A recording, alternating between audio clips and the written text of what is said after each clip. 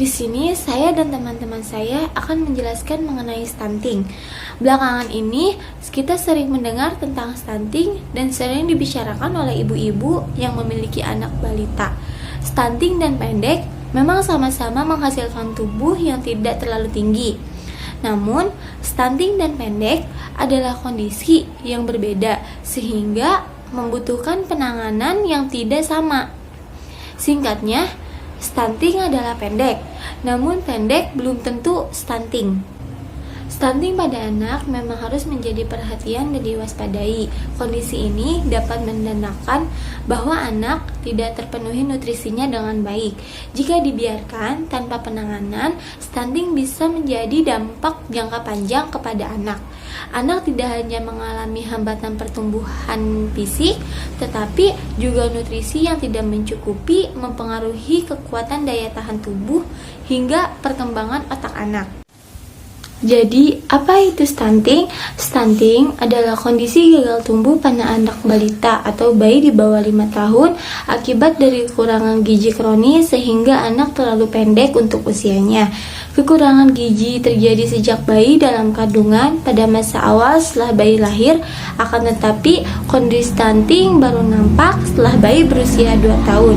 Balita pendek dan sangat penting adalah balita dengan panjang badan dan tinggi badan menurut umurnya dibandingkan dengan standar baku menurut WHO. Sebelum membicarakan lebih jauh tentang upaya pencegahan stunting yang dapat kita lakukan, sebaiknya kita juga mengetahui tentang penyebab stunting itu sendiri. Stunting disebabkan oleh faktor multidimensi dan tidak hanya disebabkan oleh faktor gizi buruk yang dialami oleh ibu hamil maupun anak balita. Intervensi yang paling menentukan untuk dapat mengurangi prevalensi stunting pada 1000 hari pertama kehidupan atau HPK dari anak balita. Nah, di sini saya akan menyampaikan beberapa penyebab stunting sebagai berikut. Yang pertama, praktik pengasuhan yang kurang baik, termasuk kurangnya pengetahuan ibu mengenai kesehatan dan gizi sebelum, pada masa kehamilan, dan setelah melahirkan.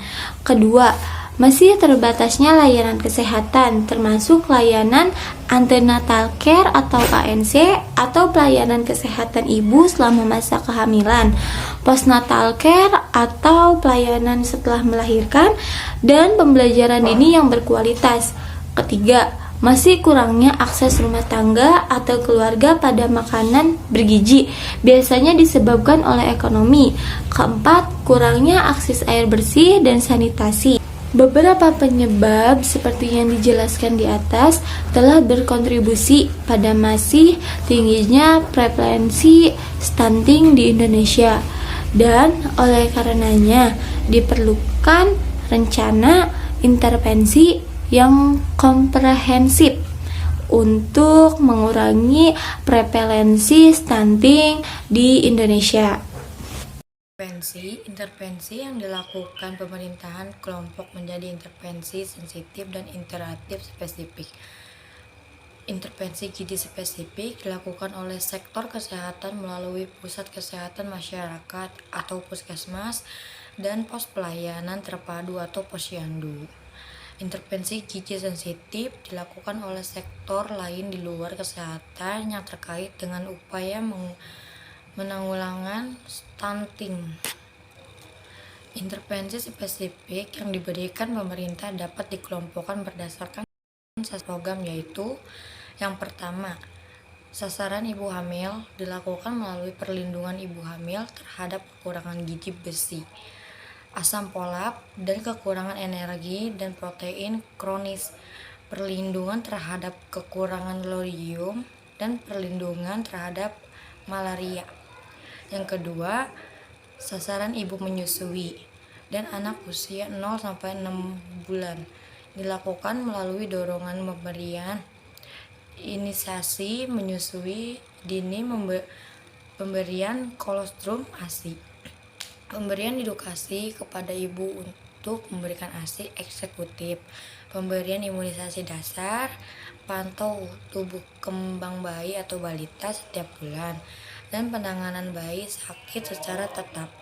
Yang ketiga, Sasaran ibu menyusui dan anak usia 7-23 bulan dilakukan melalui dorongan pemberian ASI hingga usia 23 bulan didampingi oleh pemberian makanan pendamping ASI, penyediaan dan pemberian obat cacing,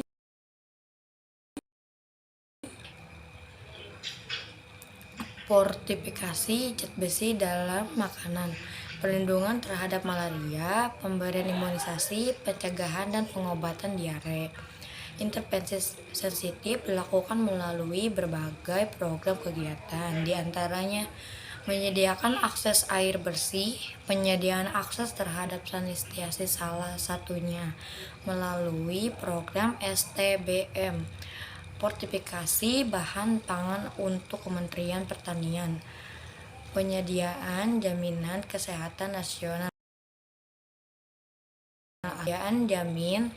penyediaan jaminan persalinan universal atau Jampersal, pemberian pendidikan asuhan pada orang tua,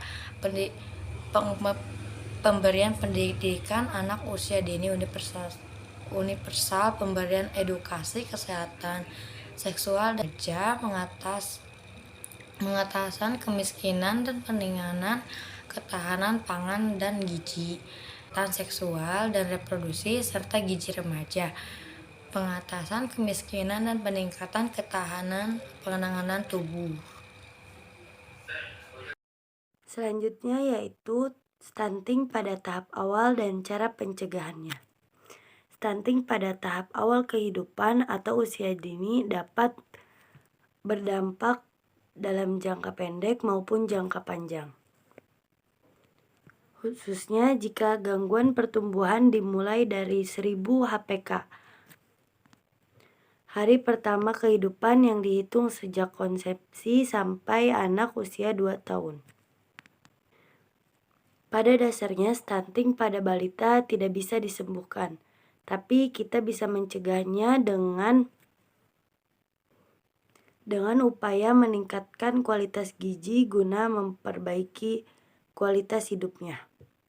Nah, berikut ada beberapa cara pencegahan stunting pada balita, yaitu yang pertama, memenuhi gizi pada ibu hamil. Yang kedua, memberikan ASI eksklusif pada bayi sampai bayi berusia 6 bulan. Dan yang ketiga, ASI eksklusif didampingi dengan MPASI saat bayi berusia 6 bulan. Yang keempat, terus memantau tumbuh kembang anak. Dan yang kelima, selalu menjaga kebersihan lingkungan. Memenuhi kebutuhan gizi sejak hamil yaitu dengan cara ibu yang sedang mengandung agar selalu mengonsumsi makanan sehat dan bergizi maupun suplemen-suplemen yang diberikan oleh dokter. Yang kedua yaitu beri ASI eksklusif kepada bayi sampai bayi berusia 6 bulan. Kenapa? Karena ASI berpotensi mengurangi penurunannya stunting pada anak berkat kandungan ASI. Karena ASI mengandung gizi mikro dan makro. Yang ketiga, dampingi ASI eksklusif dengan MPASI sehat. Nah, ketika bayi menginjak usia 6 bulan, maka ibu sudah bisa memberikan makanan pendamping atau MPASI. Yang keempat yaitu terus memantau tumbuh kembang anak dengan cara bawa anak ke posyandu maupun klinik khusus anak. Karena itu dapat mempermudah ibu untuk mengetahui tumbuh kembang anak dan gangguan-gangguan yang terjadi jika anak mengalami beberapa gangguan gejala stunting. Dan yang kelima, selalu menjaga kebersihan lingkungan. Seperti yang kita tahu, anak-anak sangat rentan akan serangan penyakit, termasuk diare. Terutama kalau lingkungan sekitar mereka kotor, faktor ini pula yang secara tak langsung meningkatkan peluang stunting. Sementara salah satu pemicu diare datang dari paparan kotoran yang masuk ke dalam tubuh anak. Stunting merupakan ancaman utama terhadap kualitas manusia Indonesia, juga ancaman terhadap kemampuan daya saing bangsa. Hal ini bukan dikarenakan anak pendek atau terganggu, tetapi anak terganggu bukan hanya saat pertumbuhannya saja, melainkan juga terganggu perkembangan otaknya dan juga keaktifannya. Maka dari itu, kita harus sama-sama untuk mencegah stunting dan berusaha keras untuk menjaga anak-anak kita agar terhindar dari stunting. Cegah stunting sebelum genting.